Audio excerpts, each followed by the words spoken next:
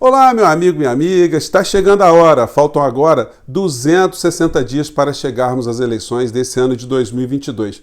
Menos de 9 meses. Se você levar em consideração que nós estamos há mais de 3 anos suportando essa gente no poder e essa gente jogando o Brasil onde eles estão jogando, é pouco tempo. Mas a gente não deve baixar a guarda. A gente tem que fazer muitas coisas porque será um ano de muitos debates, mas será um ano também de muitos desencontros de informação. Nós continuaremos a ter omissões dos grandes veículos de comunicação em relação aos temas principais do nosso país e teremos também um bombardeio de desinformações pelas redes sociais. Por esse cenário, não dá para a gente cravar exatamente o que vai acontecer no primeiro turno, no segundo turno, se teremos um segundo turno, se quem está liderando as pesquisas, no caso o ex-presidente Lula, se ele vai concretizar essa liderança, ou se Bolsonaro ele está numa situação corrosiva tal que nem ao segundo turno ele chegará. E eu vou dizer por que essas coisas são absolutamente imprevisíveis. Nós temos tendências, mas não tem ninguém fora do páreo, por incrível que pareça. Vou conversar com vocês sobre essas questões, mas antes de mais nada, seja bem-vindo aqui no nosso Portal do José, conheça os nossos outros vídeos, se inscreva, é muito fácil, é só dar o clique aí no cantinho. Se você gostar dos nossos vídeos, compartilhe, dê o seu joinha, porque ajuda a gente a chegar a mais pessoas como você, e mande seus comentários para cá, porque são sempre lidos e são sempre considerados. Gente, não tem como a gente não falar da figura do presidente da República. E muitas pessoas perguntam para mim, pô, como é que você aguenta acompanhar o Bolsonaro? Como é que você aguenta assistir? Gente, de fato, não é um exercício muito fácil. Porque é muito tempo analisando uma série de boçalidades, de insanidades, de grosserias, de desumanidades, enfim. É o tempo todo a gente conseguindo ver num único ser humano as piores qualidades, os piores defeitos que um ser humano pode ter. Mesmo assim, dá para a gente cravar que Bolsonaro está absolutamente fora das eleições desse ano de 2022? Infelizmente, não. Ele ainda tem alguma possibilidade de chegar até o segundo turno. E, exceto se acontecesse aqui na visão deles um milagre, ele poderia recuperar alguma coisa para ter algum tipo de fôlego. Para nós seria uma catástrofe. Mas como milagres são acontecimentos sem causas explicáveis, e nós temos aqui uma série de situações explicáveis, dentro dessas situações a gente pode cravar que é absolutamente impossível do Bolsonaro se reeleger como presidente do nosso país.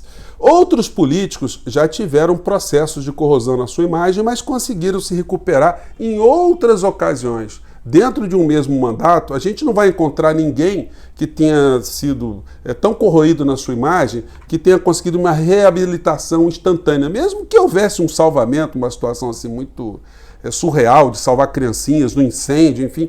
Mas se tratando do presidente que nós temos aqui, a qualidade coragem, destemor, não será observada jamais. Então, é muito improvável que esse tipo de situação aconteça para favorecê-lo.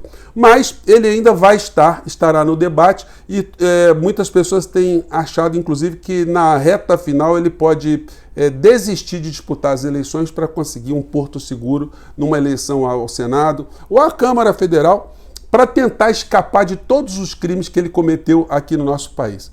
Outros políticos que tiveram sua imagem muito corrosiva, por exemplo, o ex-governador Wilson Witzel, dificilmente ele consegue se eleger alguma coisa aqui no Brasil, aqui no Rio de Janeiro especificamente. Sobretudo porque nas suas costas não recaem cadáveres, né? Diferente da figura do presidente da República, que ele não vai conseguir se desvencilhar dessa mácula, dessa chaga, desse desastre, dessa desumanidade que aconteceu aqui no nosso país. Então, vai ser muito difícil acontecer alguma coisa para recuperar a sua imagem. Mas o debate econômico é aquele que é o mais importante e que, infelizmente, acaba ficando sempre em segundo plano. E aqui nas eleições brasileiras a gente tende também a colocar esse debate em segundo plano, porque, infelizmente, as pautas morais elas acabam ocupando um destaque superior. Bom, falando da sanidade do presidente da República, reapareceu de novo aqui na internet uma entrevista do Gustavo Bebiano, que falava, né, desse ser que é o presidente da República. e quando ele começa a ter um rompimento ali com o Bolsonaro, ele começa a enxergar o seu comportamento e o comportamento dos seus familiares. Antes de morrer, ele deu uma entrevista, que é pouco conhecida, eu não consegui, é difícil achar essa entrevista, eu vou colocar no link para vocês aqui. E ele simplesmente confirma tudo aquilo que você já sabe do presidente da República, mas é legal a gente mostrar esse registro aqui. Confiram. Eu acho que a gente está diante de um quadro que talvez combine o que foi dito pelo delegado Valdir com um quadro grave de loucura. Me preocupa muito o Brasil estar entregue nas mãos de uma pessoa tão desequilibrada, porque se ele é capaz desse tipo de atitude em relação a assuntos outros e menores, né, se ele é capaz desse tipo de loucura, de devaneio, ele poderá colocar o Brasil em situações muito complicadas, né? Eu acho que o Brasil não pode estar sob o comando de uma pessoa tão desequilibrada. Então, eu já estou conversando com vários juristas, amigos, que compartilham da mesma opinião. Eu vou processá-lo na esfera civil, na esfera criminal, e, além disso, vamos promover um processo de interdição. Ele precisa ser interditado, ele não tem condições de governar o Brasil. Então, vou disponibilizar esse vídeo aí, porque as pessoas nem se lembram mais do Gustavo Bebiano, né, que foi uma das pessoas ali que estruturou a campanha do Bolsonaro e tinha muitas informações e morreu de uma forma. Aí surgem as teorias conspiratórias, né? Como é que aconteceu esse tipo de situação com essa pessoa com tantas informações. Bom, e aí a gente saindo um pouco disso, porque a gente vai ser bombardeado pelas insanidades o tempo todo, mas existe uma vida real que a gente precisa se ocupar. E a vida real está muito ligada à economia. E a economia do nosso país agora está, de um certo modo, sendo partilhada para aqueles atores que o bolsonarismo classificava como ladrões, como o general Heleno, que anda muito sumido. Aliás, eu tenho olhado a agenda do general Heleno, ele está desaparecidão, mas ele está recebendo, né? A gente não sabe o que ele está fazendo, provavelmente ele está num serviço ultra secreto, né? É uma pessoa que não é reconhecida facilmente, então ele deve estar envolvido em alguma investigação, alguma espionagem, alguma coisa assim, então a agenda dele não pode ser detectada. Mas a do ministro Paulo Guedes, há uma semana está assim, ó, sexta-feira, sem compromissos oficiais. Eu estou, inclusive, aguardando a resposta do ministro ao convite que eu fiz para que a gente percorresse alguns supermercados da Baixada Fluminense e depois fôssemos a um posto de gasolina, para ele ser abraçado pelas pessoas que estão muito felizes com o que ele está fazendo na nossa economia, mas infelizmente ele ainda não me respondeu, mas está aberta aí a situação, né? E aí, gente, aberto o convite. Os jornais todos estão dando destaque a essa perda de poder do Paulo Guedes, se é que a gente pode considerar isso verdadeiro, né, que ele tenha perdido algum poder, porque agora quem está controlando o grosso da distribuição de verba é o Ciro Nogueira. Então os jornais todos vão dando com destaque essas notícias, né? Guedes perde poder e Ciro Nogueira irá avaliar mudanças no orçamento. Todos os jornais estão colocando isso em destaque, a figura do Ciro Nogueira. E o Ciro Nogueira é uma figura, é um bolsonarista raiz, uma figura que pode ser considerada uma pessoa absolutamente confiável. Vamos ver aqui que dizia há pouco tempo o Ciro Nogueira, um homem que está com a caneta da grana na mão. O que ele dizia do Bolsonaro? Alô, Carluxo, presta atenção aí, meu amigo. Vamos lá. O Bolsonaro eu tenho muita rejeição porque é um fascista. Ele tem um caráter fascista preconceituoso. É muito fácil você ir para a televisão dizer que vai matar bandido, que vai não sei o quê. É um discurso muito fácil, Amadeu. Mas isso não é para a presidência da República.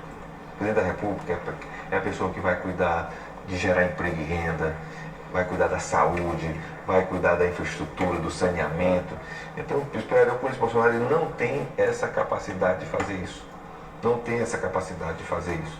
Ele nunca geriu nada, sabe? Nunca foi um prefeito, governador, mostrou algum trabalho.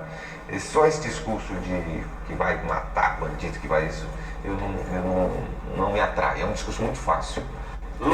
Então, gente, tá aí, nesse momento aí, o Ciro Nogueira, ele seguia o ex-presidente Lula, né? E não tem a menor dúvida, se o ex-presidente se reeleger aqui no nosso país, ou outro, né? O Ciro Nogueira e seus Blue Caps estarão ali no primeiro dia, na primeira hora, na porta, depois da posse do novo presidente, para prestar os seus serviços e para mostrar que eles ali são patriotas, são pessoas preocupadas com a nação, né? Então, a gente não deve se surpreender com esse tipo de comportamento, não. E aí, gente, hoje está uma coluna muito interessante do Fernando Schuller, no estado de São Paulo. Ele é cientista político e ele reafirma algumas preocupações que a gente tem manifestado aqui. Ele diz que o que vai definir a eleição são as narrativas, diz Fernando Schuller. Então, gente, por mais que a gente tente arrastar as eleições para o campo da racionalidade, dos debates importantes, os grandes veículos de comunicação, eles acabam contribuindo para a despolitização.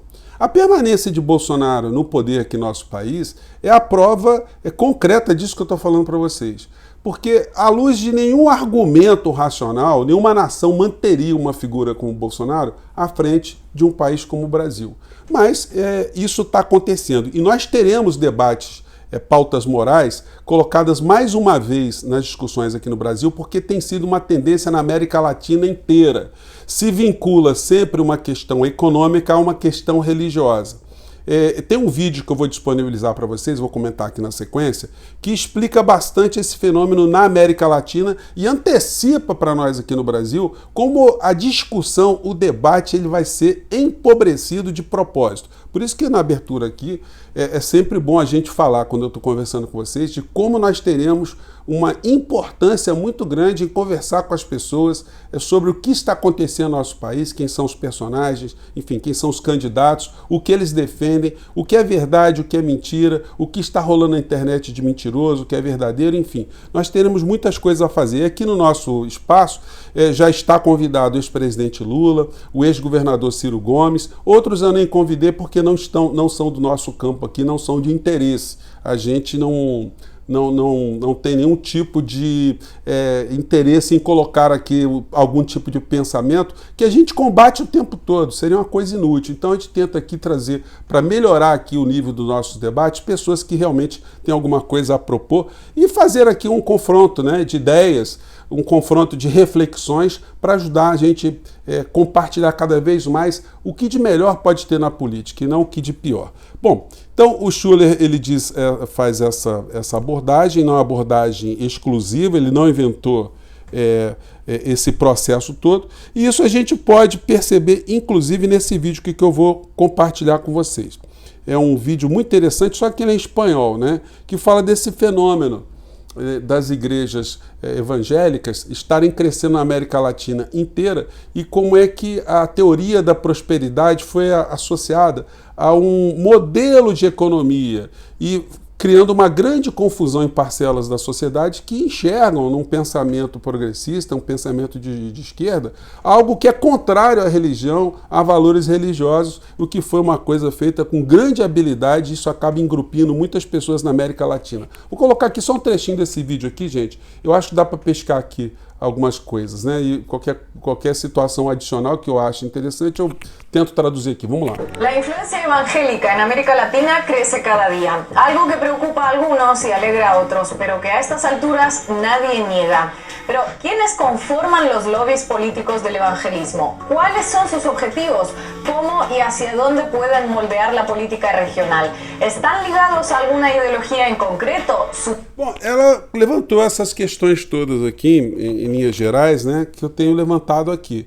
Que existe uma funcionalidade. Não é por outra razão que o Bolsonaro se acoplou nesses grupos e mesmo que ele faça todo tipo de aberrações, ele sempre tem esse porto seguro porque ele defende algumas pautas de forma absolutamente mentirosa, porque ele não tem nenhuma honestidade, nenhuma sinceridade na defesa desses valores para essa gente e acaba tendo uma espécie de perdão nas suas loucuras, nas suas insanidades, como disse o Bebiano lá no começo do nosso papo aqui hoje.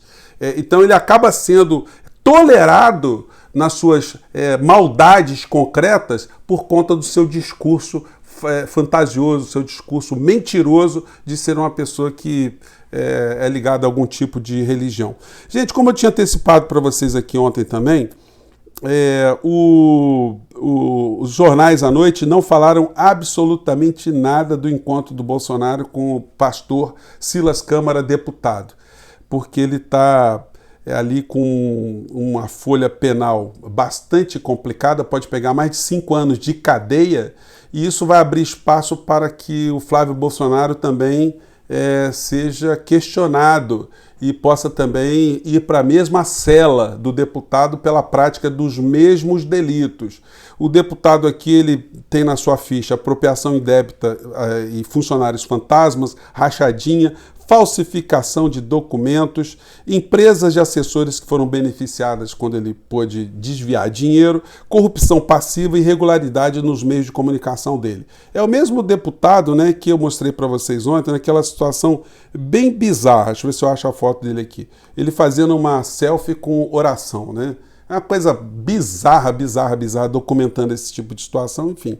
E os meios de comunicação, infelizmente, eles não deram destaque a isso. E quando eles não fazem isso, eles acabam prejudicando um esclarecimento melhor nos debates públicos aqui no nosso país. Vão escondendo essas falcatruas, esses interesses escusos, o comportamento moral e ético do presidente da República. E isso vai fazendo com que as pessoas que ainda acreditam nele de alguma maneira continuem a acreditar. Não são informadas de como ele exerce um papel nocivo ao povo brasileiro, às nossas instituições, à nossa democracia. Gente, mas nós estamos avançando. Quero aqui nessa parte final do nosso encontro aqui mandar um grande abraço a todos vocês, dizer que a gente não deve baixar a guarda, tem muita luta pela frente, não tem ninguém ainda que venceu essa história, nós vamos ter aí, como eu disse a vocês, muitas dificuldades, mas nós estaremos aqui com o nosso portal aceso, aberto, para jogar mais luzes sobre os nossos debates, sobre os temas mais importantes aqui no nosso país. Mais uma vez, muito obrigado por vocês estarem contribuindo para a gente chegar a tantas pessoas, em tantas pessoas. Gente, um grande abraço, até lá, tchau!